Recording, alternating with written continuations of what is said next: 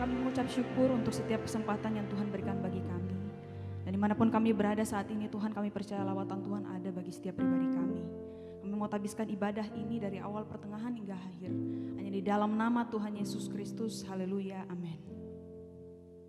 Yang siap memuji Tuhan katakan haleluya.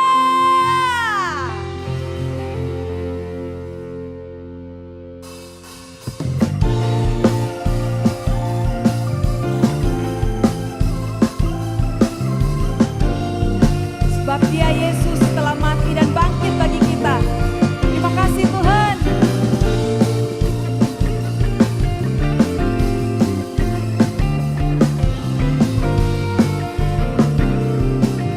Kita nyanyikan pujian ini dari awal.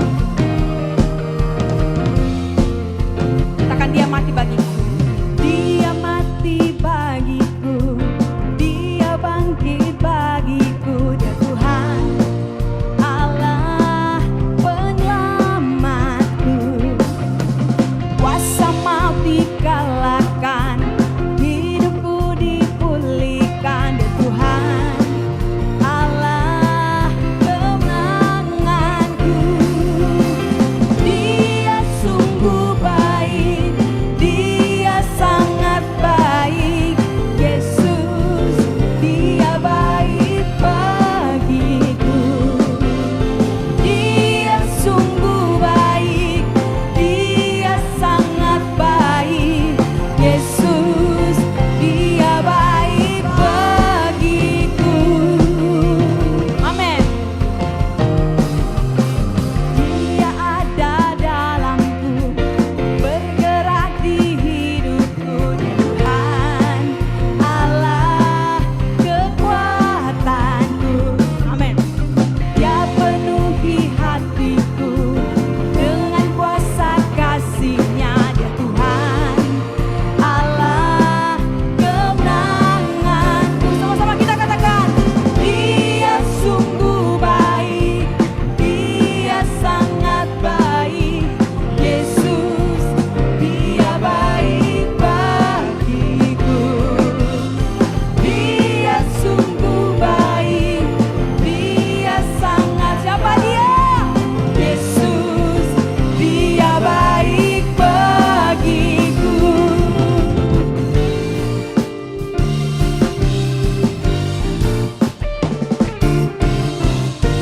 Terima kasih Tuhan, karena kebaikan-Mu telah mati di kayu salib bagi kami, Yesus. Thank you Lord. He is so good to you. He is so good to me.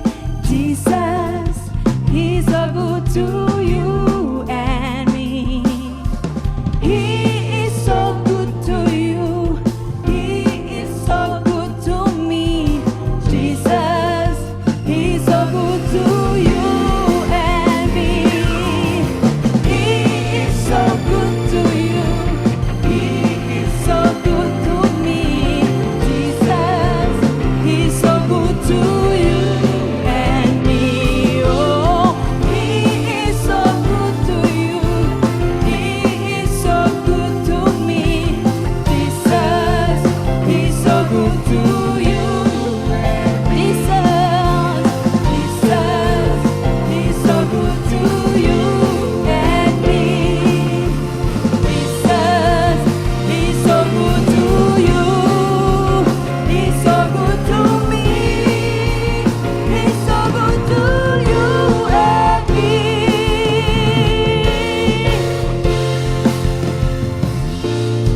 Siapa yang di sini percaya bahwa Dia adalah Allah yang luar biasa dalam kehidupan kita? Dan karena Dia telah mati dan bangkit bagi kita, hari ini kita lebih daripada pemenang. Thank you Lord. Thank you Jesus. Mari sama-sama kita akan pujian ini dari awal. Oleh darah anak domba, oleh kesaksian kita, iblis dikalahkan, kuasanya dihancurkan. Oleh darah anak domba,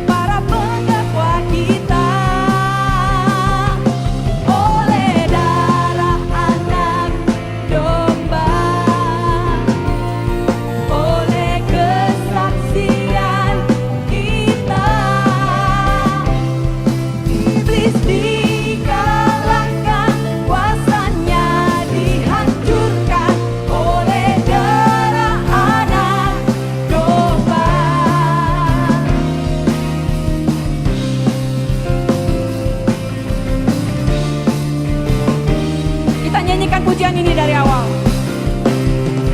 Sekarang telah tiba keselamatan dan kuasa dan pemerintahan Allah kita, kuasanya yang diurapinya, karena telah dilemparkannya para pendakwa kita. Oleh darah anak domba, oleh kesaksian kita, iblis dikalahkan, kuasanya dihancurkan oleh darah anak domba, oleh darah anak domba, oleh kesaksian kita, iblis dikalahkan, kuasanya dihancurkan oleh darah anak domba, oleh darah anak domba, darah anak domba, oleh darah anak domba. Sekali lagi beri sorak-sorai bagi Tuhan kita. Terima kasih Tuhan. Terima kasih untuk kematian-Mu di kayu salib bagi kami Tuhan. Kami mengucap syukur Tuhan, terima kasih. Dan kami bawa hati kami sebagai persembahan korban syukur yang manis bagi Engkau Tuhan.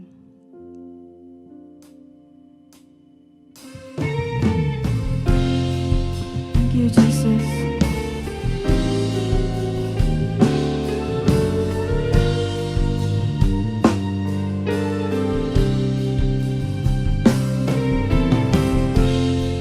Terima kasih Tuhan.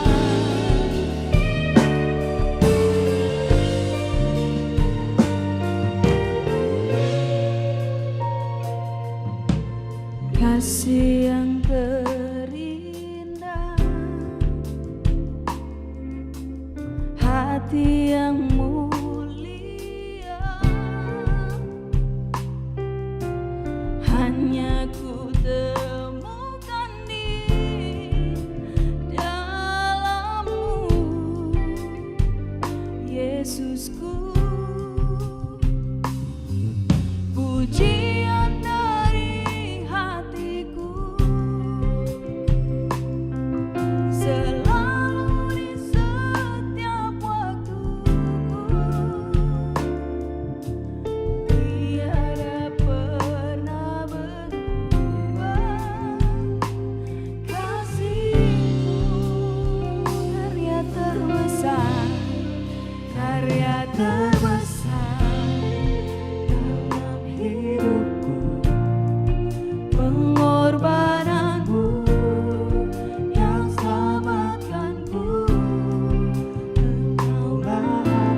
Engkaulah harta yang tak ternilai bagi kami Tuhan, yang ku miliki dan ku hargai. Yesus, Engkau ku kagumi.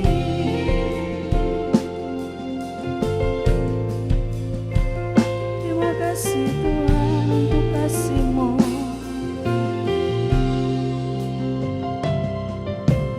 Kasih yang terindah,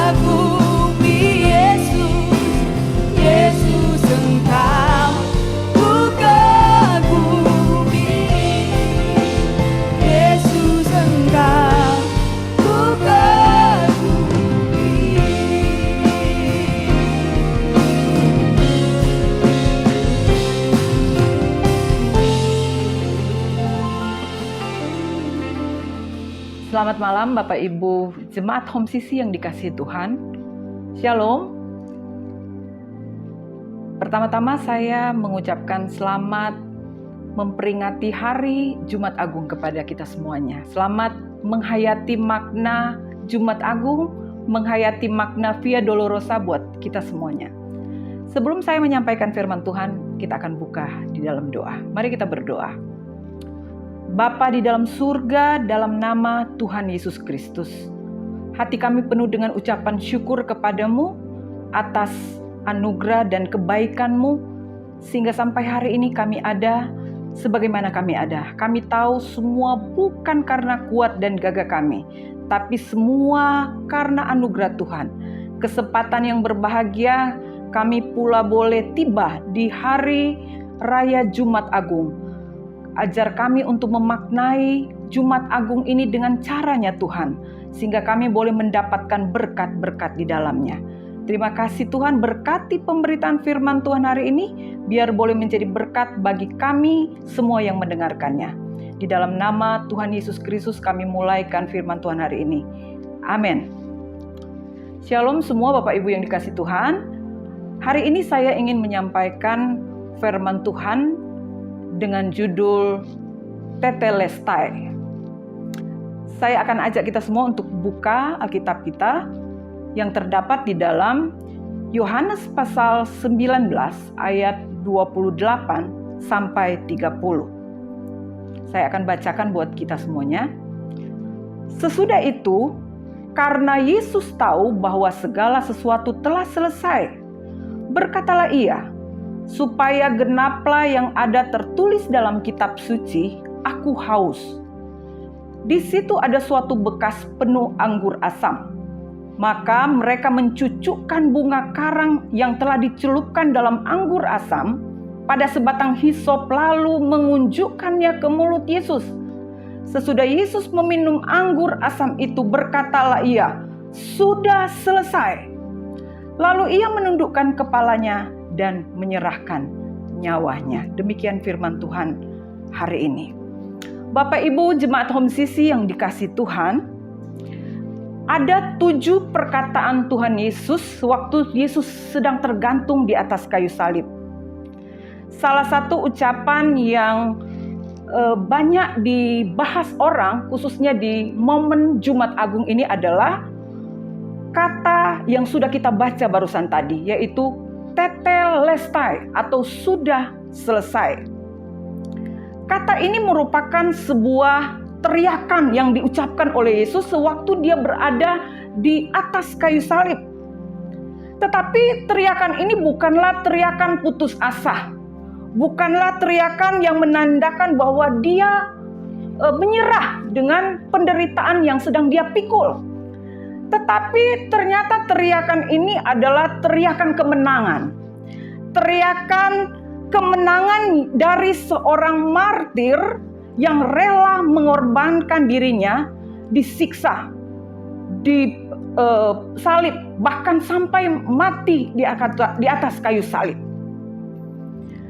Apa sebetulnya arti Tetelestai? Tetelestai itu berasal dari kata kerja Yunani teleo, yang artinya adalah mengakhiri dengan sempurna, mewujudkan dan menyelesaikan dengan sempurna. Jadi Tetelestai ini mengandung makna bahwa Yesus ingin mengatakan, aku sudah menyelesaikan tugas yang diberikan oleh Bapa kepadaku dengan sempurna. Itulah yang ingin Yesus sampaikan. Yesus juga ingin menyampaikan bahwa dia sudah selesai menghubungkan kembali relasi antara Bapa dengan manusia yang tadinya rusak karena dosa, yang tadinya putus karena dosa, tetapi melalui kematian Yesus di atas kayu salib, maka hubungan antara Bapa dengan manusia itu menjadi pulih kembali. Hubungan antara Bapa dengan manusia itu menjadi damai kembali, sehingga manusia bisa berkomunikasi secara langsung dengan Tuhan. Bapak Ibu yang saya kasihi di dalam Tuhan Yesus Kristus, Saya ingin mengajak kita untuk memahami lebih dalam lagi apa sebetulnya arti tetelestai. Kalau kita pelajari lebih dalam lagi, maka kita akan temukan bahwa istilah tetelestai itu memiliki beberapa makna yang terkandung di dalamnya. Ada 3 makna tetelestai yang saya ingin sampaikan kepada kita pada pagi hari ini. Yang pertama, tetelestai artinya hutang sudah lunas dibayar. Zaman dahulu, kalau ada orang yang memiliki hutang, maka di tembok rumah mereka harus ditempelkan sebuah kertas. Dan sebuah kertas itu bertuliskan nominal jumlah hutangnya. Jadi seberapapun dia berhutang kepada seseorang, maka harus dicantumkan berapa jumlah hutangnya, kemudian ditempelkan atau dipakukan dipakukan di tembok rumah dari orang tersebut. Apabila orang itu berniat dan akhirnya sampai bisa melunasi hutang itu, maka tulisan yang tadinya tergantung nominal tadi itu dicabut, dicopot, dan diganti dengan tulisan baru. Tulisan baru itu bertuliskan tetelestai. Artinya hutang sudah lunas dibayar. Jadi kalau ada orang yang misalnya lewat di depan rumahnya, kalau dia belum melunasi hutang, orang akan baca, wih, ada nominal tertentu yang tercantum di rumah dari orang ini. Itu menandakan bahwa orang-orang akan berpendapat bahwa, oh ternyata keluarga ini punya hutang. Tetapi tatkala hutang itu lunas, maka tulisan itu berubah menjadi tetelestai. Dan orang pun yang melewati di depan rumah itu akan berkata, oh sudah lunas hutangnya. Bapak Ibu yang dikasihi oleh Tuhan, dalam Alkitab, dosa itu sering digambarkan dengan hutang yang harus dibayar oleh manusia. Mungkin kita ingat peristiwa di dalam Alkitab, ada satu peristiwa seorang perempuan berdosa yang datang meminyaki kaki Yesus. Di dalam Lukas pasal 7 kalau kita bisa baca. Nah, di dalam Lukas pasal 7 itu menceritakan bagaimana saat Yesus bertamu di rumah seorang Farisi yang bernama Simon, dan perempuan yang berdosa ini tahu kalau Yesus ada di situ. Dan Alkitab berkata perempuan itu datang menemui Yesus di dalam rumah itu. Apa yang dilakukan perempuan ini? Perempuan ini menangis di bawah kaki Yesus. Sehingga Alkitab berkata air matanya itu membasahi kaki Yesus. Membasahi kakinya dan dia menyeka air mata yang ada di kaki Yesus dengan rambutnya. Selain itu, wanita ini atau perempuan yang berdosa ini, dia meminyaki kaki Yesus dengan minyak wangi. Dia berulang kali menciumi kaki Yesus. Alkitab menggambarkan bahwa perempuan yang berdosa itu digambarkan sebagai seorang yang mempunyai hutang dosa. Karena perempuan ini adalah perempuan yang banyak melakukan dosa. Makanya disebut perempuan berdosa. Dia tahu Yesus ini adalah rabi. Dia tahu Yesus ini adalah nabi. Sehingga dia datang kepada Yesus dengan harapan Yesus mengampuni dosanya. Karena hutang itu harus dibayar. Kalau kita pelajari di dalam Alkitab, kita teliti, ternyata manusia tidak dapat membayar hutang dosa. Tidak ada seorang manusia pun yang bisa membayar lunas hutang dosa. Itu sebabnya Allah perlu mendatangkan Yesus ke dunia untuk menebus dosa manusia. Yesaya 53 ayat 6 berkata, kita sekalian sesat seperti domba. Masing-masing kita mengambil jalannya sendiri. Tetapi Tuhan telah menimpakan kepadanya kejahatan kita sekalian. Tuhan sudah menimpakan kejahatan manusia, kejahatan saya, kejahatan saudara, kejahatan kita semuanya Kepadanya, kepada siapa? Kepada Yesus. Kolose 2 ayat 14 berkata, Ia telah membatalkan surat utang dan aturan-aturan tuntutannya yang menghalangi hubungan antara Allah dengan kita. Ia telah mengambilnya dan memakukannya di atas kayu salib. Ayat ini dengan tegas berkata bahwa Yesus sudah membatalkan surat utang. Yesus telah menghapus surat utang yang selama ini mendakwa manusia, yang selama ini mengancam manusia, mengancam kita. Tetapi Yesus sudah menghapusnya. Dengan cara apa? Dengan cara dia pakukan hutang itu di atas kayu salib. Dan semuanya sudah lunas dibayar. Itu artinya Tuhan sudah beli kita. Karena ada ayat berkata bahwa kita sudah ditebus dengan darahnya. Tuhan sudah membeli kita dan sudah lunas dibayar. Tuhan sudah membeli kita dan bayarannya adalah bayaran yang mahal, yaitu darahnya sendiri. Berarti kalau Tuhan sudah beli kita bisa dikatakan bahwa kita bukan milik kita sendiri lagi, tetapi milik si pembeli itu. Dalam hal ini Yesus. Kalau Yesus sudah beli kita, berarti sekarang kita adalah milik Yesus. Zaman dahulu Bapak Ibu, seorang kalau dia mempunyai hutang kepada seseorang, kemudian hutang itu tidak mampu untuk dia bayar, maka apabila ada orang lain yang mau melunasi hutang itu, sehingga hutang itu jadi lunas, maka kita yang berhutang itu menjadi milik si orang yang melunasi hutang itu. Kita akhirnya menjadi budaknya. Ya, kita artinya menjadi milik seorang yang melunasi hutang itu. Hal ini sama dengan yang sudah Yesus lakukan kepada kita. Kita sekarang bukan milik kita sendiri lagi, tetapi sudah milik Yesus.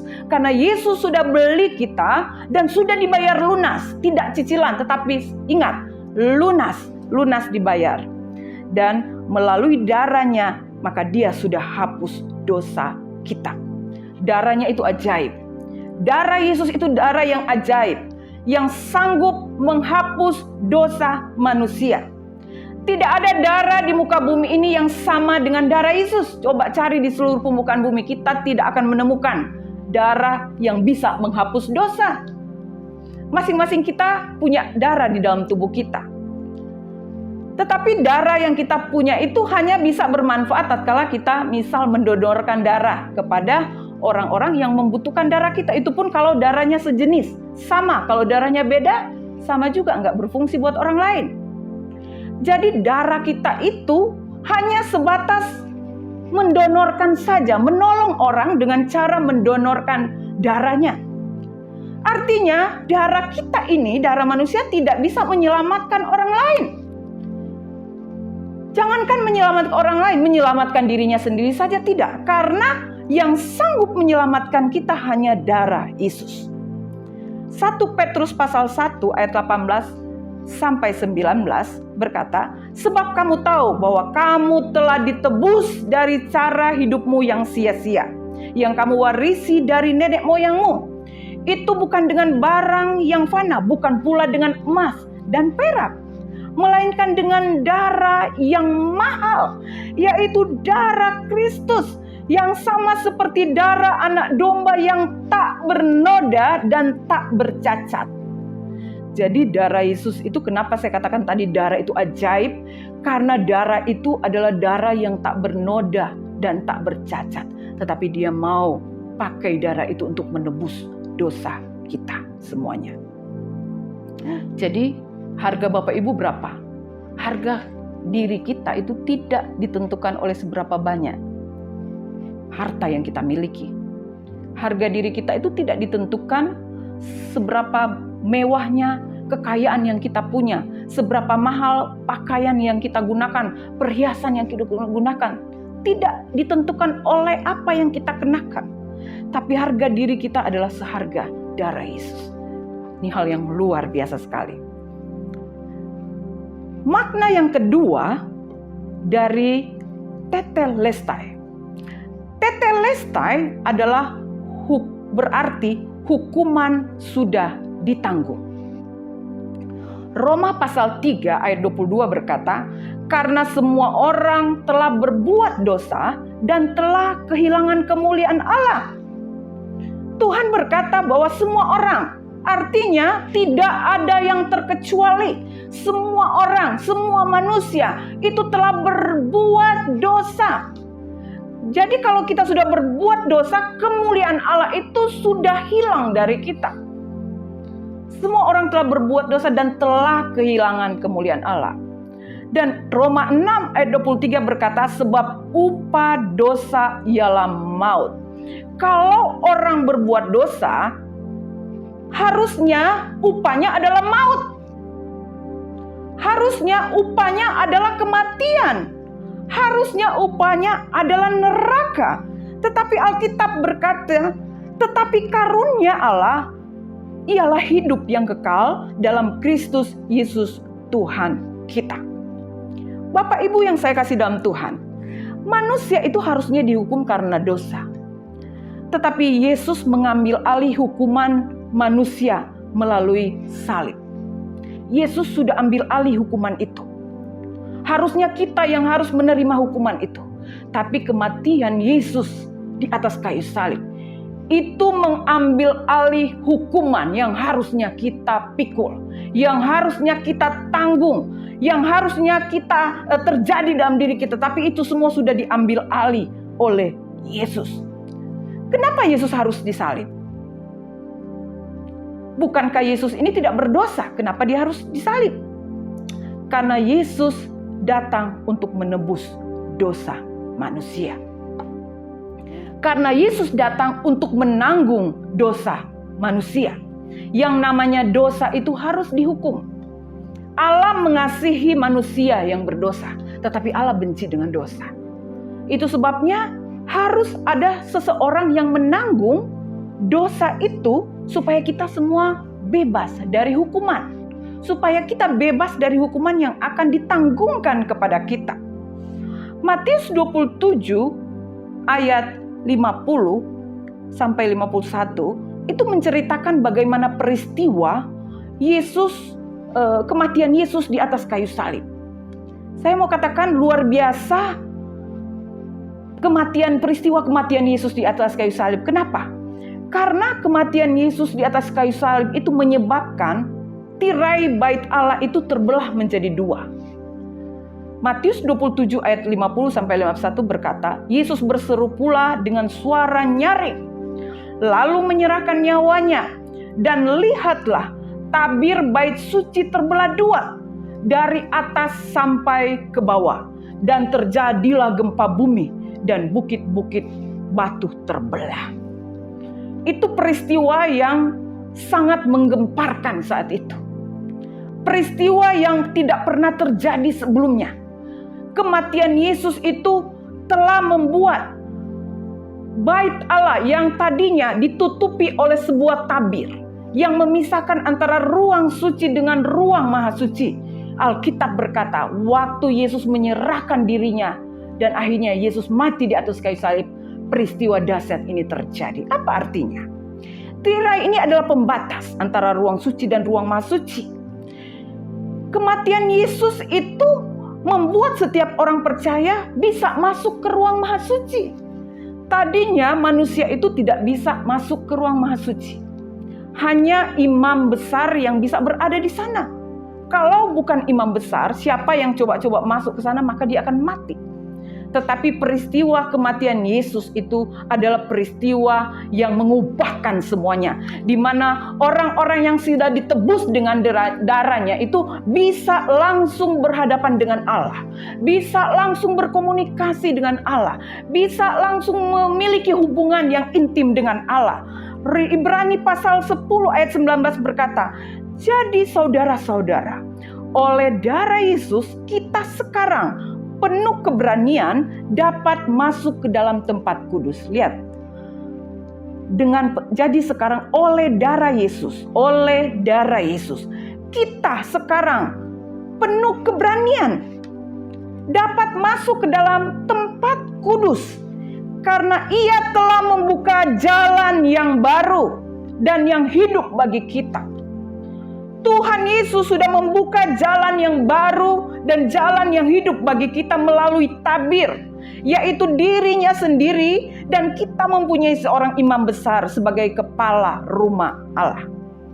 Jadi peristiwa Yesus, kita sekarang bisa langsung menghadap Tuhan. Ya, itu sebabnya kalau kita punya pergumulan, kita punya problem, mari kita datang kepada Tuhan. Datang meminta kepada Tuhan. Kita ingin menyenangkan hati Tuhan, masuk ke dalam kamar. Hampiri hadiratnya. Hampiri tahta sucinya. Dan kita datang menyembah kepada Tuhan. Karena disitulah kita sedang berada di bait sucinya Tuhan. Di ruang maha kudusnya Tuhan. Roma 8 ayat 1, demikianlah sekarang tidak ada penghukuman bagi mereka yang ada di dalam Kristus. Kita yang percaya kepada Kristus, Alkitab berkata tidak ada penghukuman lagi bagi kita. Karena apa? Penghukuman itu sudah ditebus Yesus di atas kayu salib. Hari ini, bila ada di antara Bapak Ibu semua yang merasa dirinya berdosa, datanglah kepada Yesus. Dia adalah Allah yang Maha Pengampun. Dia akan mengampuni dosamu dan dosaku. Alkitab berkata, barang siapa mengaku dosa, Dia adalah Allah yang setia dan adil, yang akan mengampuni dosa-dosa kita. Tuhan berkata kepada seorang yang disalib bersama dia, di sebelahnya. Dia berkata, waktu orang itu berkata, Yesus, ingatlah aku pada waktu kelak engkau datang. Yesus berkata apa kepada orang itu? Hari ini juga engkau bersama aku dengan Firdaus. Jadi Yesus ingin berkata kepadamu, hari ini Yesus mengampuni engkau. Hari ini Yesus memegang engkau. Dan kuasa darahnya itu cukup buat kita. Untuk membuat kita aman, nyaman, dan damai sejahtera di hadiratnya. Makna yang ketiga dari kata tetelestai. Tetelestai memiliki makna peperangan sudah dimenangkan. Bapak Ibu yang saya kasih dalam Tuhan, zaman dahulu kalau para prajurit yang berperang itu mengalami kemenangan, maka mereka akan berteriak. Apa yang diteriakkan mereka? Mereka akan berteriak dengan berkata, tetelestai. Itu kata-kata yang keluar dari mulut mereka. Artinya apa? Mereka sedang memproklamirkan bahwa peperangan sudah dimenangkan. Itu sebabnya mereka berteriak dengan gembira, dengan sukacita bahwa peperangan sudah mereka menangkan. Kematian Tuhan Yesus di atas kayu salib menunjukkan bahwa Yesus sudah menang atas peperangan. Iblis sempat gagal paham. Pada waktu Yesus mati di atas kayu salib, iblis berpikir bahwa dia menang. Iblis berpikir bahwa Yesus sudah mati dan tidak akan bangkit. Tetapi iblis salah. Yesus tidak mati selamanya. Alkitab berkata pada hari yang ketiga dia bangkit dari antara orang mati. Alkitab berkata bahwa Yesus bangkit mengalahkan maut. Alkitab berkata bahwa Yesus bangkit mengalahkan kematian.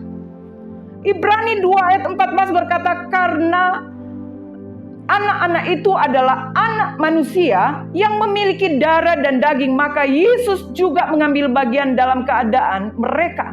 Supaya, perhatikan, supaya melalui kematiannya, ia dapat membinasakan dia yang memiliki kuasa atas kematian, yaitu iblis. Jadi Alkitab secara detail, secara jelas mengatakan bahwa supaya melalui kematian Yesus, ia dapat membinasakan kuasa kematian yang dipegang selama ini oleh iblis. Jadi kita bisa proklamirkan bahwa kita sudah menang. Karena kita adalah orang-orang yang berada di belakang Yesus. Yesus berada di depan kita menghadapi peperangan itu. Yesus menghadapi pertandingan, dia ada di depan kita, mewakili kita. Orang-orang yang percaya.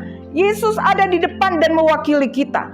Kematian Yesus menunjukkan bahwa iblis sudah dikalahkan, maut sudah dikalahkan. Jadi Bapak Ibu Saudara yang saya kasih dalam Tuhan, kita harus percaya bahwa kalau Yesus sudah menang, maka kita juga orang yang percaya kepadanya sudah menang. Bahkan Alkitab berkata, kita lebih dari pemenang. Tuhan Yesus memberkati kita semuanya. Mari kita berdoa.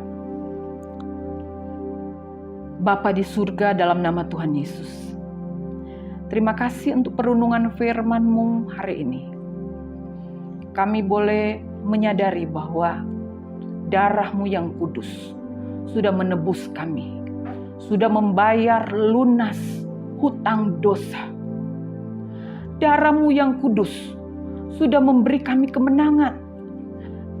Kami sudah memenangkan pertandingan peperangan karena darah-Mu yang kudus. Kami bersuka cita Tuhan mendengar berita bahwa Engkau menebus dosa kami. Dan itu pertanda bahwa kami sudah menang bersama dengan Engkau. Ajar kami semua jemaat Om Sisi untuk menghayati makna Jumat Agung. Menghayati makna Via Dolorosa, makna jalan salib, makna penderitaan dan pengorbanan yang sudah Engkau lewati menuju Bukit Golgota, Bukit Tengkorak, tempat di mana Engkau disalib. Tuhan, kami rindu untuk selalu ada bersama dengan Engkau.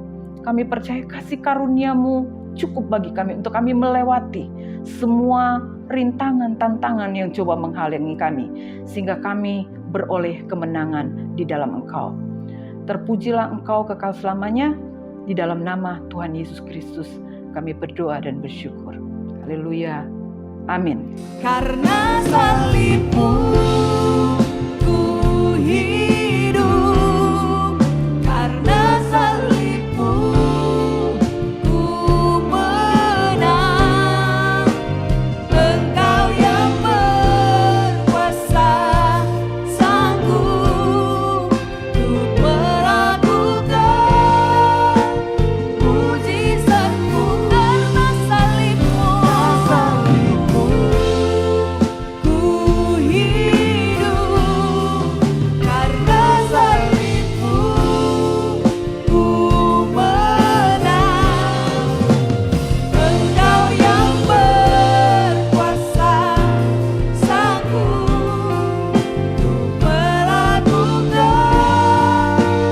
mujizat-Mu di hidupku. Karena itu, saudara-saudaraku, jemaat Kristus yang dikasihi Tuhan, angkatlah kedua tanganmu dan terimalah berkat. Mari aminkan setiap perkataan berkat yang kita percaya bahwa kita menerimanya. Tuhan memberkati engkau dan melindungi engkau. Tuhan menyinari engkau dengan wajahnya dan memberi engkau kasih karunia. Tuhan menghadapkan wajahnya kepadamu dan memberi engkau damai sejahtera. Kiranya kasih dan penyertaan Bapa di surga dan damai sejahtera dari Tuhan Yesus Kristus serta penghiburan dari Roh Kudus terus menyertai kita sampai Maranatha, Tuhan Yesus datang kembali. Kita yang sudah menerima berkat Tuhan, mari kita sama-sama katakan, amin. Selamat hari Jumat Agung buat kita semua. Mari kita merenungkan kembali di dalam keseharian kita bahwa kita akan belajar sama seperti Tuhan Yesus taat, kita pun akan taat. Jangan lupa terus mencintai Tuhan, berhenti menghakimi, dan selalu jadi berkat. Tuhan Yesus memberkati. Bersyukur, bersyukur, bersyukurlah, bersyukur karena kasih setiamu. Ku sembah, ku sembah, ku sembah dan ku sembah. Selama hidupku ku sembah Kau Tuhan. Sekali lagi bersyukur, bersyukur, bersyukur, bersyukurlah.